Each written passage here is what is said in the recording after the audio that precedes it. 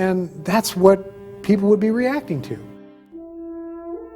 One of the biggest kicks that we got was when President Reagan, at the end of one of his State of the Union addresses, he quoted Back to the Future.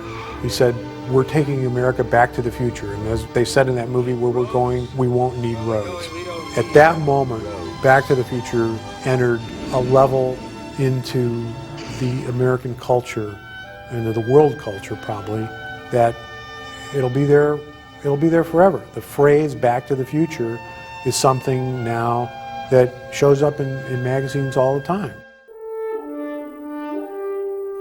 The thing I learned about doing the Back to the Future trilogy was that sequels are a very, very tough thing to try to pull off. The problem with doing sequels is that everyone has an opinion. When you're doing a movie that nobody knows what it's about, it's your work, it's your movie, and the audiences accept it with an open mind. But a sequel, everyone is writing their own sequel, subconsciously or even consciously. I mean, everybody has a feeling about what it is that they want to see, and you can't please everyone. I was fortunate that I got into a trilogy situation with wonderful actors. I mean, that was great. I mean, they were just fabulous. The whole group was. To work with Steven Spielberg, Bob Zemeckis, people of this quality, in a film like this, it was great. We did a lot of sequences where I can't believe I did those things.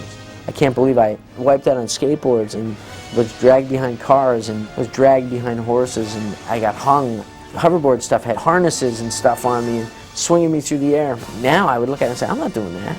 But when Bob Zemeckis asks you to do it, you do it because you know you're part of something magical.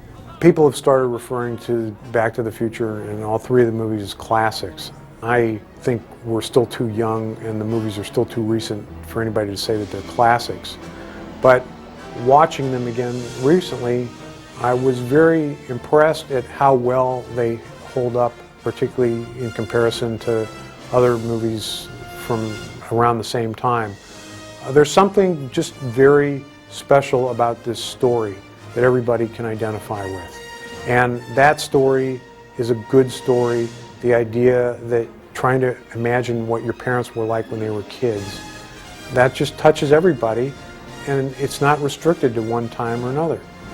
I would say that the filmmaking, Bob's directing, the acting, all the casting and the characterizations all came together at a sort of a critical mass and a perfect fusion to create something very, very special. Everybody that was making the movie and was involved in it really wanted to be there, really wanted to be doing it, really put 150% into it, and I think that it shows.